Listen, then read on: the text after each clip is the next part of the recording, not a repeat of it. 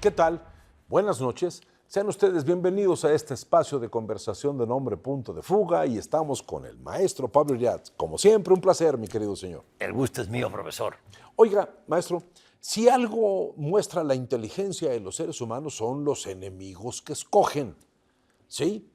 Uno escoge a los enemigos y los amigos nos escogen a nosotros. Eso es como una regla muy de abuelas de provincia, de Mazatlán, Sinaloa. ¿Sí? Sí quisiera decir que hay un gran sentido de grandes confrontaciones, muchas veces entre grandes guerreros que pensamos que no son seres sofisticados, y son todo lo contrario, y los grandes políticos que son mucho menos sofisticados que los grandes guerreros, y voy a ver si nos da tiempo de poner algunos ejemplos. Pero hay zonas que siempre, por bellas, siempre han sido como una cacería. O sea, Siracusa en Italia le cayeron los griegos, los helénicos, los romanos, todos, ¿sí me explicó? ¿Por qué esta consideración? Porque lo más interesante, siempre he dicho yo, cuando veas que a alguien lo atacan muchos, es momento de pensar que vale la pena porque hay una conjura de los necios. La conjura de los mediocres, profesor, la conjura de los mediocres. Casi todos, bueno, no casi todos, pero muchos de los grandes héroes de la humanidad acaban siendo despreciados, asesinados o exiliados. Hay muchos casos. Sí, maestro. Empecemos con el más, el más antiguo. Yo tengo uno. Temístocles. Temístocles, el general griego que no solamente salvó Atenas, cuando venían los persas que ya habían tomado Atenas y los griegos se refugian en Salamina, que es una isla que está en un estrecho, en los estrechos de Salamina. ¿Por qué? Porque Temístocles interpreta muy bien lo que dice el oráculo de Delfos. Mandan los griegos a preguntar al oráculo, ¿qué hacemos para defendernos de los persas? Una muralla en torno a Atenas. Y van empezando, buscaban piedras para poner la muralla. No, dice Temístocles, un general. Dice, la muralla que tenemos que hacer es de madera, nos dice el oráculo. Por tanto, son barcos. Y con barcos se defienden, dejan Atenas, la destruye Jerjes, el griego, sí, claro, y se acaba defienden con en ella. Salamina, en una condición de absoluta inferioridad. En fin, para abreviar, Temístocles ahí hay salva un gran guerrero. Atenas y salva a lo que conocemos ahora como el mundo occidental, porque de haber perdido en aquella ocasión, su esposa usaría burka y nosotros estaríamos obligados no a obedecer la ley, sino la ley divina que es la Sharia. El gran Temístocles. ¿Cuál fue el destino de Temístocles? El ostracismo, esa figura creada por los griegos. Cuando alguien acumulaba mucho poder, se le mandaba al ostracismo. Al ostracismo. Así era el término. El ostracismo, exactamente, ese es. Y Temístocles, bueno, el ostracismo no implicaba matarlo, ni mucho menos, sino apártate de los alejarlo, asuntos públicos, que nadie sepa de ti. Físicamente por un tiempo determinado, generalmente 10 años. Es decir, la ingratitud de Atenas con Temístocles es uno de los casos que usted está mencionando. Grandes guerreros con grandes ideas, mucho más sabios que muchos gobernantes, porque luego pensamos, la gente dice era un guerrero. No, hay guerreros con grandes tamaños o grandes ideas. Pero mire, maestro, el mismo caso en estas épocas, pero ya posterior, Roma. Los grandes enfrentamientos durante 20 y tantos años entre Aníbal el cartaginés y Escipión, ¿sí? Son 20 y tantos años de conflicto, 20 y tantos años de entenderse, leerse, respetarse, tenerse mucho en cuenta, las ideas de Aníbal, los hermanos de Aníbal que eran como los brazos ejecutores porque Aníbal era pensante, Escipión que era un hombre verdaderamente estratega. Maestro, después de que en la batalla, creo que era de Saga, es cuando Escipión derrota a Aníbal. En Sama. Sí. En Sama, la batalla de Sama. ¿Sí? En ese momento, parece ser que el mundo queda estable. Aníbal queda como un líder político en Cartago y Escipión es un líder político en Roma. Estos dos grandes generales que hicieron tanto por sus países, ¿sabe cómo terminan los dos? Igual, derrocados por los políticos, desterrados por los políticos, en el exilio, en el destierro, ni siquiera en el exilio, en el destierro, los dos, maestro. ¿Cómo es posible que estos dos seres, que fueron motivo de grandes estudios, hayan podido con todo, menos con esa raza inventada por el humano, que inventó una subespecie que se denomina política, que en tiempos hubo grandes glorias, y cómo acaban con ellos? Es imposible, maestro. Sí, no. Qué maravilloso ejemplo. Bueno, políticos somos todos. Y ha habido grandes políticos, pero en este caso, y en muchos casos, como usted lo subraya, maestro, sí, los grandes hombres han sido víctimas de políticos menores, y de empresarios menores. El tema de las guerras púnicas que usted pone. Primero, Aníbal, el gran general cartaginés, tenía todo para tomar Roma, la tenía sitiada. Estaba cerca. Estaba cerca, necesitaba refuerzos para el asalto final. Nunca se lo mandó el Senado, la clase política de Cartago, que estaba involucrada en conflictos internos y en guerras menores. Y Aníbal no pudo tomar Roma. El gran Escipión el africano, que no era africano, sino de la saga de los Escipiones, bueno, de la estirpe de los Escipiones, general romano, él, contra la voluntad del Senado romano, se lanza va sobre Cartago para sacar a Aníbal de Italia y llevarlo al otro terreno.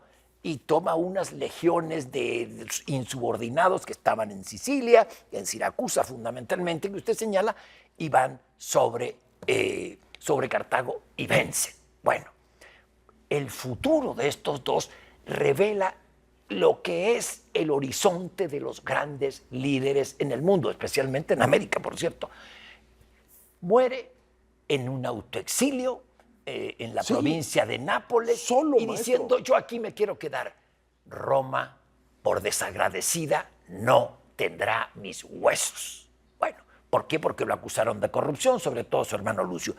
Y Aníbal tiene que huir, tiene que salir de Cartago, el gran defensor de Cartago, el gran estratega, y se va a Turquía y se suicida en lo que ahora es Turquía, antes Asia Menor, se suicida. Ambos mueren en el mismo año. En el mismo año. Entonces, los grandes... Envejecidos ¿Y qué sucedió? Y desterrados. ¿Y qué sucedió con Cartago, profesor? La tomaron los romanos, y todos los que habían apartado a Aníbal, los grandes comerciantes que creyeron que su prosperidad era eterna y podían hacerle guiños al enemigo, a Roma, podían pactar con Roma. Esa clase política de siete vecinos, diría García Márquez, provoca que los romanos toman Cartago, incendian Cartago, y ninguno de esos personajes políticos y grandes comerciantes que fueron condescendientes al enemigo, ninguno sobrevivió. Ninguno, maestro. Y víctimas de sus propias ambiciones. Y después Catón el Viejo dice, echad sal sobre Cartago. Hay la falla de los líderes que destruyen todo. Y ahí viene Sal sobre la Cartago, gran corrupción. agua sobre los aeropuertos, la profesor. gran corrupción, la gran rapiña. Sí. Marco Porcio Catón decía, los que roban al pueblo acaban víctimas y en grilletes. Los que roban al Estado acaban con oro y púrpura. O sea, eso es una frase de Catón. Maestro, otro ejemplo de líderes. Me brinco muchos años. Mire, Eisenhower fue un hombre que controló. Eisenhower tuvo en orden a Patton, tuvo en orden a Montgomery, tuvo en orden a Churchill, concilió con todos. Fue un gran personaje que al que le tocaba esa posición era al gran negociador, al gran cerebro James Marshall. Cuando Eisenhower es nombrado presidente de la República, maldita sea la cosa, su vicepresidente es Richard Nixon. Él puede controlar a Eisenhower, a todos los grandes generales de la Segunda Guerra, pero controlar a Nixon es como tratar de controlar a una culebra de agua, se va para todos lados. Ese fue su gran, no enemigo, sino el talón de Aquiles de Eisenhower, la potencia de Nixon. Uno era absolutamente político, codicioso, inteligente, brillante. Otro tenía un gran dosis de ser guerrero, estructurado, tratando de organizar las cosas y acostumbrado a que las cosas salieran por el libro. Vaya, estas dos razas muy pocas veces logran mezclarse, maestro. Profesor, sí, y me queda dando vueltas lo que usted mencionaba sobre los liderazgos que son destruidos por políticos menores o por sectores empresariales menores que creen que su prosperidad es eterna si no defienden los cimientos de la civilización que tienen. ¿Conoce usted? Bueno, Bolívar, estoy hablando de América ahora. Sí, maestro. Bolívar muere en el exilio. San Martín muere en el exilio. Bernardo Higgins muere en el exilio, Sudamérica. ¿Conoce usted algún país en América, no Sudamérica ni Centro, en América, que haya sido tan ingrato con todos sus héroes como México? Piense. Se mataron entre ellos. Piense, al cura Hidalgo lo mataron, a Allende, a Morelos, luego a Porfirio Díaz, luego a Zapata, a Villa, a Carranza, al general Obregón, a Calle lo exiliaron. Todos asesinados. Nuestra historia es una colección de epitafios, maestro. A ver, profesor, le insisto, ¿conoce usted algún país que haya sido tan ingrato con sus líderes como México? Lo que yo le podría decir es que es difícil pensar y no aceptar que hemos sido un país sangriento, maestro. Sí. Que le ha gustado de alguna manera solucionar las cosas a través de eso, ¿sí? Y yo creo que lo que nos ha caracterizado de alguna manera es la verdad a medias, esconderse y acabar con el otro. Y ahora hay un tipo de muerte completamente nueva, maestro. Te matan la reputación, te linchan colectivamente, no solamente en las redes sociales. Todo lo que se construye en una vida, alguien con una lengua viperina lo puede destruir. Vaya, es otro tipo de destrucción que estamos de alguna manera, inclusive algunos, gozando.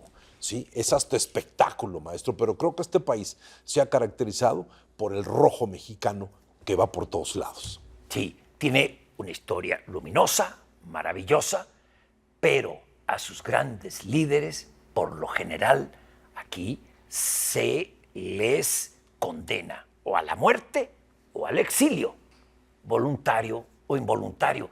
Vea si no sería necesario que en momentos actuales, como lo hacían en Estados Unidos y en otras partes, tener a los expresidentes sentados a ver cómo vamos a enfrentar tal problema. En situaciones. Era una tradición. No, están todos exiliados. Era una tradición. Todos afuera. Exactamente. Maestro, yo cerraré con una frase de García Márquez en El otoño del patriarca, creo es, o cuando habla de que Bolívar se levanta de la hamaca y le dice al otro, vámonos porque aquí no nos quiere nadie. Y esa frase tan colombiana marca lo que es el destino de un gran héroe en América Latina. Maestro, mil gracias. Y yo solamente quiero cerrar. Sí, a veces escribimos las historias con palabras, pero lo más importante son acción y consecuencia. Eso determina la gran heroicidad de un ser humano, consecuencias positivas para la sociedad. Maestro, es un placer en verlo. Y nos veremos aquí el próximo sábado, en Punto de Fuga.